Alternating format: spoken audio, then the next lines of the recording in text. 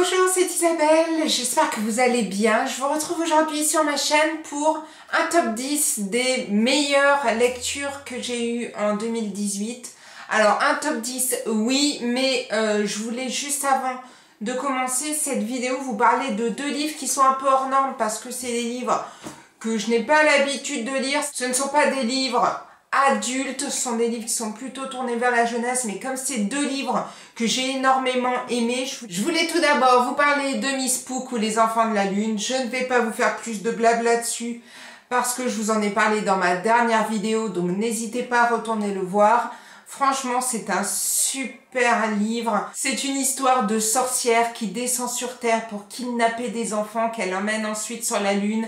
C'est vrai que au départ, on ne sait pas vraiment ce qui s'est passé, pourquoi est-ce qu'elle vient pour kidnapper des enfants. Il y a vraiment plein de choses. C'est un super livre pour les enfants à partir de 10 ans et je ne peux que vous encourager, même si vous êtes adulte, si vous voulez lire un peu de jeunesse, si vous avez envie de changer un petit peu de lecture, c'est très vite lu et c'est vrai que c'est un super livre. J'ai ensuite eu envie de vous parler d'un détective très spécial de Romain Puertolas. J'adore Romain Puertolas, je l'avais lu en début d'année et c'est vrai que l'histoire est vraiment excellente. C'est une enquête, mais c'est une enquête faite par Gaspard, qui est un personnage différent parce que Gaspard est atteint de trisomie. Et c'est vrai que j'ai vraiment beaucoup aimé ce livre. C'est plein d'humour et en même temps on suit ce personnage qui est vraiment atypique. Et c'est un livre qui est mis dans le rayon ado, mais à partir de 10 ans il peut être lu et surtout si vous êtes adulte et que vous avez envie d'un petit policier mais un petit peu déjanté, un petit peu différent, je ne peux que vous encourager à découvrir celui-ci. Et on va donc passer ensuite enfin au top 10 de mes lectures. Alors il y a certains livres que j'ai à côté de moi et il y a 3 livres qui font partie de mon top 10 mais que je n'ai pas sous la main. Je vais commencer par cela et j'incrusterai quelque part la photo du livre. Alors j'ai volontairement choisi de faire ce top 10 sans classement parce que je n'arrivais pas à faire un classement entre tous les livres et j'avais également parlé dans mon ancienne vidéo que j'allais peut-être faire une sorte de petit classement par thème et au final j'ai pas non plus gardé cette idée. Je voulais simplement faire un top 10 un petit peu comme ça la one again mais sans vraiment me prendre la tête. Le premier livre dont je voulais vous parler, c'est le livre d'Olivier Norek, Entre deux mondes, que j'avais lu vraiment en tout début d'année. Et c'est un livre fantastique, c'est vraiment un des plus beaux livres, je pense, que j'ai lu cette année. L'histoire d'Adam, ce policier syrien qui traverse pour rejoindre sa famille, pense être arrivé à la jungle de Calais et lui arrive dans ce milieu hostile et va être pris dans des histoires de meurtre et du coup va se retrouver lié à Bastien qui lui est un policier qui est sur Calais et qui va donc se retrouver à enquêter sur ces meurtres avec l'aide d'Adam. Un sublime livre, si vous ne l'avez pas encore lu, je ne peux que vous encourager à le faire.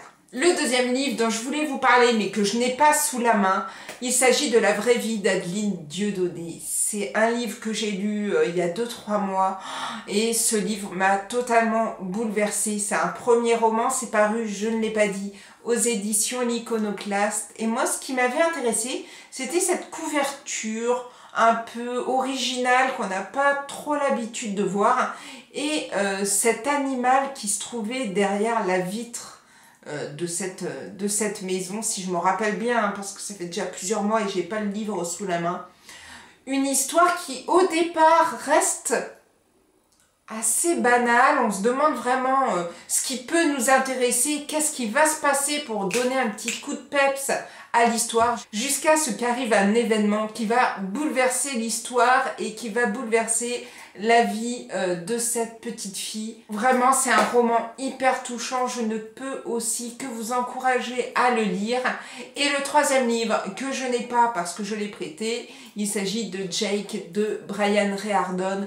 Je vous en ai parlé dans une de mes dernières vidéos. J'avais eu un gros coup de cœur pour ce livre. L'histoire de ce papa qui a arrêté de travailler pour s'occuper de ses 2 enfants.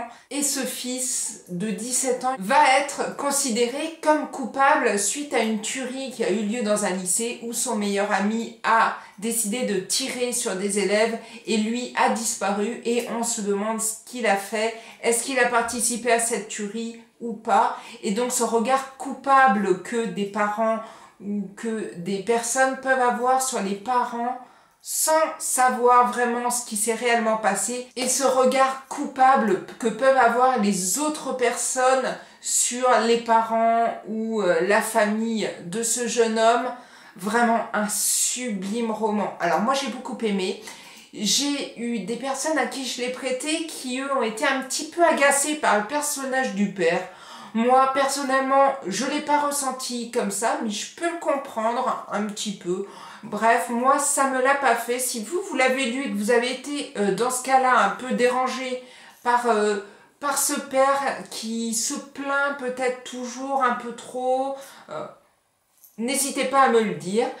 On va continuer avec donc les autres livres que j'ai beaucoup aimé et que j'ai donc mis dans ce top 10. Et dans ce top 10, cette année, qui est paru aux éditions de Fallois, moi j'ai la collection Poche.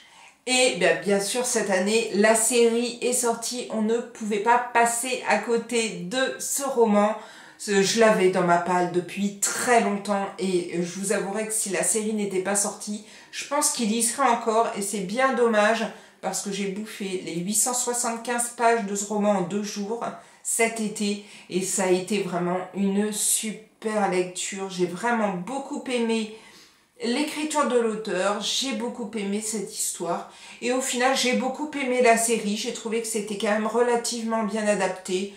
Allez, un petit bémol sur le personnage de Marcus Goldman qui m'a un petit peu déçu. Mais c'est vrai que sinon j'ai vraiment beaucoup aimé les autres personnages et j'ai trouvé que c'était quand même relativement bien adapté.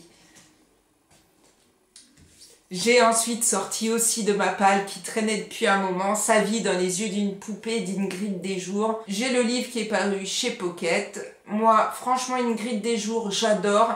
Je ne sais pas si c'était dans le top de l'année dernière, le top de l'année d'avant, où j'avais lu Les Fauves et j'avais adoré ce livre. Franchement, les Fauves, c'est un livre qui m'avait énormément plu. Et puis, j'avais laissé tomber Ingrid Desjours, je ne sais pas pourquoi, parce que quand j'ai lu Sa vie dans les yeux d'une poupée, j'ai cru mourir, alors j'exagère, je suis un petit peu marseillaise sur les bords, mais cette histoire est bouleversante, le personnage de Barbara est vraiment ambigu, oh là là, c'était vraiment quelque chose, et puis dès le début de l'histoire, et puis dès le début de l'histoire, Ingrid Desjours, franchement, elle y va, mais direct. Et j'ai beaucoup aimé, mais franchement beaucoup aimé ce livre. Je vous l'avais dit, je n'avais pas vu la fin venir. Plusieurs d'entre vous m'avaient dit qu'au contraire, eux l'avaient vu venir. Moi, je suis plutôt bon public, hein, donc c'est vrai qu'en général, je me laisse porter par l'histoire et je cherche pas forcément à essayer de deviner la fin. Et tout du moins, quand j'essaye de deviner la fin, en général, je me foire, donc je vais arrêter. J'ai aussi lu cette année et qui est monté dans mon top 10, Une bonne intention de Solène Bakowski qui est paru chez Brajlon. L'histoire de Mathie, ça m'avait bouleversée, ça m'avait... Mais j'avais versé des larmes, c'était un torrent de larmes d'ailleurs, je m'en souviens encore. C'était mais vraiment une histoire très forte qui m'avait totalement prise. Alors, c'est vrai que on peut lui reprocher le fait qu'il y ait beaucoup de choses qui se passent, surtout au tout début du livre, et qu'on voit comme ça une accumulation de choses qui fait que ça donne l'impression d'un trop-plein d'événements, d'un trop plein d'informations et certaines personnes ont été bloquées là-dessus, mais moi pas du tout, je suis bon public. Dans le même genre, il y a aussi Barbara Abel qui fait vraiment en général un forcing sur les événements comme ça dans ses livres, et moi ça ne m'a pas bloqué, et au contraire, quand je suis arrivée à la deuxième partie, ça a été, mais comme je vous disais, un torrent d'émotions, un surplus qui a eu son apogée finale à la fin, et ça a été vraiment une sublime lecture. J'ai ensuite lu Le Cri de Nicolas Beuglet, paru aux éditions XO. Ça faisait un moment que je voulais le lire, et puis je retardais. Peut-être parce que la couverture me plaisait pas plus que ça, et puis quel dommage d'avoir retardé finalement autant la lecture de ce livre, parce que j'ai beaucoup aimé l'histoire, j'ai trouvé l'enquête très intéressante, j'ai beaucoup aimé aussi ce rapprochement avec Le Cri, cette peinture d'Edvard Munch que moi j'adore, c'est vraiment une de mes peintures favorites, et quand j'ai vu que ça avait quand même un petit rapport, j'ai trouvé ça vraiment vraiment génial. J'ai beaucoup aimé l'inspectrice Sarah Geringen, et il me tarde de lire le tome 2 Complot, de retrouver Sarah et de retrouver un peu les personnages. Je ne sais pas plus sur ce livre, alors je mens un petit peu parce que j'avais vu l'auteur lors d'une conférence à Nice au mois de juin, et il avait parlé un peu de son livre, et c'est vrai que ça m'avait pas encore alarmé sur le fait qu'il fallait que je le lise rapidement. J'avais pris le livre de Philippe Leroy, Le 9e naufragé, et le livre de Valentin Musso qui était aussi dans cette conférence, et puis il y avait Nicolas Beuglet, puis j'y avais pas porté plus d'écoute sur son roman. Il parlait de complot, mais comme moi j'avais pas lu Le Cri, forcément j'avais pas plus écouté que ça, dommage. Et si vous ne l'avez pas lu, je vous conseille vraiment de le lire. Au travail, je l'ai proposé à plein de lecteurs qui aiment les thrillers, et franchement ils ont vraiment tous beaucoup aimé ce livre. J'ai ensuite, on arrive déjà à l'avant-dernier livre. Alors comme je vous disais, j'ai pas fait de classement. Donc le livre que je vous montre là n'est pas deuxième dans mon classement. De toute façon, j'aurais été franchement... J'ai essayé de faire un classement, j'étais incapable d'en faire un. Mais le livre, le 9e livre qui fait partie justement de ce top 10, c'est le 12e chapitre de Jérôme Loubry. C'est le 12e chapitre de Jérôme Loubry qui est paru chez Calman Levy dans leur collection noire. J'avais lu cette année également Les Chiens de Détroit, que j'avais beaucoup aimé. Et puis j'ai eu envie de découvrir celui-ci. Je trouvais que la couverture était plutôt sympa. J'avais beaucoup aimé l'écriture de l'auteur dans Les Chiens de Détroit. Et je me suis donc jetée dans cette merveille.